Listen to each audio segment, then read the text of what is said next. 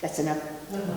No, but I mean, that's a good place to stop if we need to stop. So we're doing. It's not a good place to stop. You still assume that you have more to say. No, well, I'm just so from Kansas City, and I spent 11 years in Kansas City, so I spent quite a bit of time with them, and got exposed in person to some of the scholars at that time, besides our Sheikh Imam Tayyib, from who, you know, I said he was Sudanese, but he was educated in Saudi.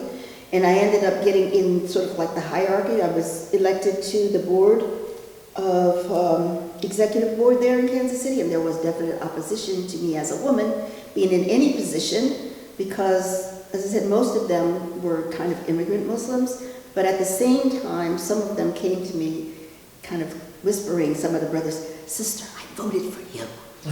So I got elected, and the imam came to me and told me that he thought I should resign or I should take my name out of, before I was elected, he said I should take my name out. And he said, this is nothing personal. He said, this is the way I was taught. And he said, if I learned something different, he said, maybe I could be different, but this is what I was taught, and Allah will hold me responsible for the knowledge that was given to me. And I appreciated him and I respected him for that, because there were some others that it was personal. It was like, we just don't want you because you're a woman, period, and they stood up and actually did talks after Jummah against me. So I've had a controversial journey through this, through this deen. So, and when I say deen, I mean the deen as exemplified for us by the Prophet Muhammad, sallallahu alaihi wasallam, because Islam, as I said, Islam is universal and Islam is perpetual. But so that I feel that we should distinguish ourselves by saying we are part of the Ummah of Muhammad.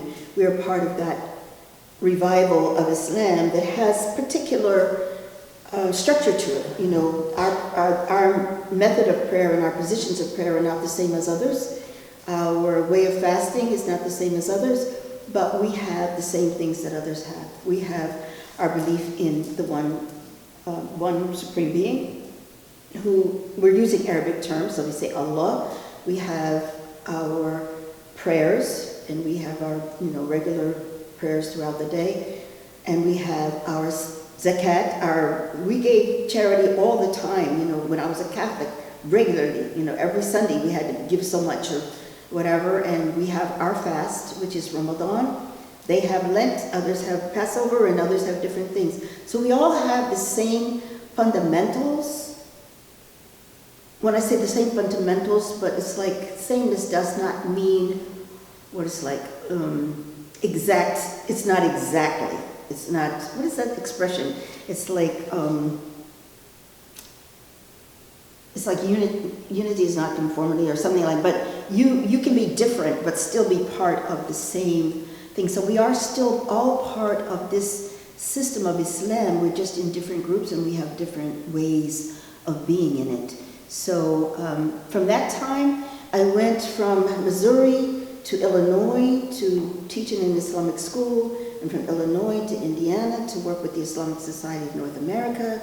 And all the time, I did retain my connection to the community that was developing and developed under Wartha Muhammad. I wasn't totally separated from them, but at the same time, I was connected. So even when I was in Kansas City, Ahmed Didat then was touring the United States, and so I was sitting in lectures or debates with Ahmed Didat. I was listening to different talks with Jamal Badawi and other scholars, that would be in Islamic Society of North America and different universities also. I took my children, every place I went, my children went.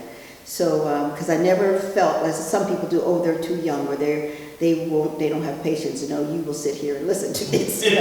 So, and my children, the two children who were with me at the time, because my older children were with their dad, alhamdulillah, they developed in Islam. They're both very strong Muslims, and we've only kept evolving and moving and developing in this whole al-Islam. And, learning, memorizing Quran. Alhamdulillah, I started that when I was in Kansas City, when I first went there very early, because for some reason I wanted to learn the Arabic. And there was an Egyptian sister who started teaching me, and we got Arabic as a language, as a continuing education study into the University of Missouri. I remember talking to some brothers that we thought might teach the class, and none of them would do it, so she ended up teaching the class herself. She was an engineer, but again, she was from Egypt and she knew the language very well, so she ended up teaching that class. And then I went on to study at Martin University, which is a university in Indianapolis. Took an intensive summer course of Arabic there at the intermediate level. And then, since then, I've done Bayana. Before Noman had his own institute in Texas, he used to travel and do weekend intensives. And so I took some of them. So it's been an evolution, and a good one. And also, it's not just an evolution in knowledge, but an evolution in perception and understanding. And it's been a journey. And again, not a journey to Islam, but a journey in Islam. I appreciate that distinction. There's a brother who's going to hear this and be upset that you corrected that before he did. I tell you that is. But that was definitely an interesting journey. What I wanted to ask you also was, anybody who's interested in Islam, what advice would you give? The first thing, of course, is knowledge. And I have to say, I would introduce them to interpretations of the Quran and also ask them, what are your questions? What is it that you want to know? I don't feel like we should begin to try to overload people with information. Find out where they are and what they want to know, because that's going to be what's most beneficial to them. And also to just, have them understand, that this is nature. This is the way of being. And just because we're using Arabic words, Islam and Muslim and Allah, and Ramadan and Deen and Quran, we're using Arabic words, these things, when you know their meaning, they're very attractive and very beautiful. And so just tell me what you want to know, and I will give you this interpretation of Quran, but I also would let them know this is an interpretation. No one can give you meaning of what Allah has said. You have to learn that on your own, and you have to open your heart to that. But in order to do that fully, you have to learn the language that Allah sent it in. I need to give a deep answer. Something I need to consider myself when you ask, because I never thought about it, asking people what they want or what they want to know. Because people come in different ways. Like I think Dina was the person that inspired me. That's why. And then other people, I have a friend of mine who's really interested in life after death and what happens in the grave. Like he knows every single thing you can know about that. So it's different avenues that people are most interested in. So some advice I definitely take. Anything else you want to add? I can't think of anything right now. I'm sure I will think of many things. I was trying not to be too lengthy and giving highlights. But everyone's on a path. We're actually all on the same path, which is the return to Allah, because you have no other place to go. The one who created you is bringing you back gradually to Him, and you either go back in a pleasing way or in a displeasing way. There's only two ways to get back there. But you will go back. I mean, that's inevitable, because there is no other place to go.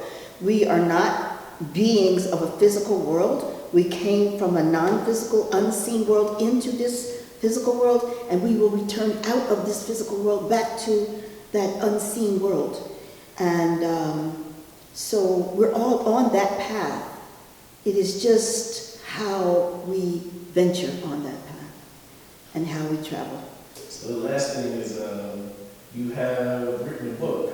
Is that right? Yes. What's the name of the book? The Magnificent Organ. And It is. About. It is, and on the subtitle it says the heart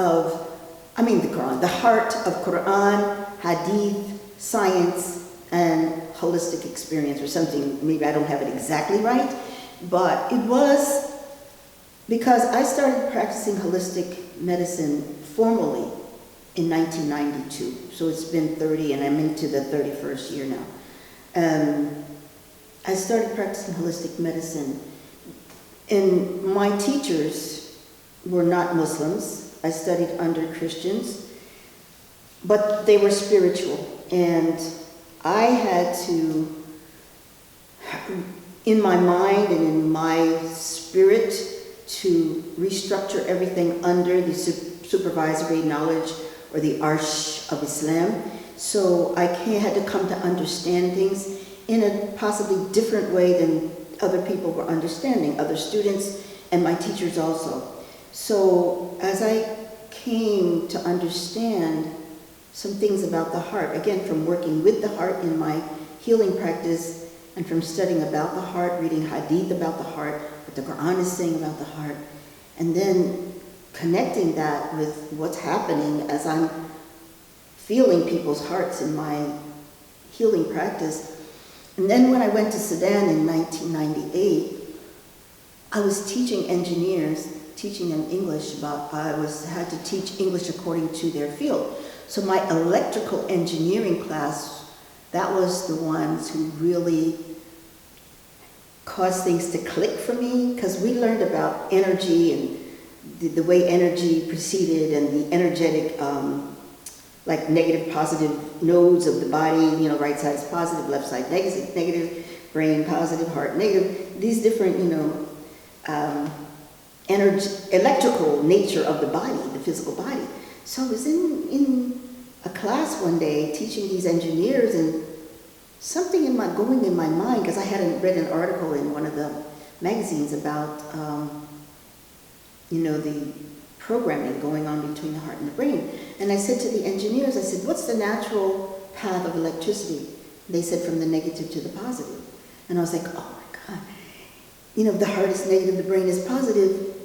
This is all starting to come together. And I remember saying to myself, I got to write about this. So when I came out of Sudan, came back to the United States, I didn't have an office, wasn't in a regular practice. I had time, and I could sit down and devote my thought and research and stuff to that project. So that was when I wrote the book, understanding the superior position of the heart. Even though your brain is in your head and the heart's it seems lower, but the heart is actually the superior organ and is supposed to be taking the superior position and programming the brain with the correct knowledge, the spiritual knowledge, the knowledge that will truly guide you on the right path and help you to make better decisions from this brain. But that is the responsibility that the heart, and so that what it is do we allow the heart to do that? You have to give the heart the respect, the honor, the position, the authority that it's supposed to have. So basically the book, everybody thinks the book is about how to keep your heart healthy, like food and exercise and et cetera, et cetera. No, it is about the nature of the heart, the spiritual nature of the heart. With some there is scientific knowledge in there. You can't do it because we are physical and spiritual beings. Actually, I say we're the Trinity. When you talk about Trinity, we are the Trinity. Because we are physical, which is most obvious. We are mental, intellectual, emotional, and we are spiritual. So we have the Trinity, all in this one being. And so it is, you have to include some of that too, because that's part of it. But it was an inspired book. Sometimes I go back and read my own words and I'm like, I really wrote this, wow, I'm amazed. But it's because I was guided. It was a divinely guided project. And like I said, I had time to devote to it, and that was the will of Allah. That's how things worked out. And so, I need to revise it because it's out of print. So it will be in French soon, inshallah. But it definitely was an inspiration. It would change my thinking totally. So, alhamdulillah for that. We'll end it there. Assalamu alaikum wa rahmatullahi wa barakatuh. Wa alaikum assalam wa rahmatullahi wa barakatuh. Ramadan Kareem.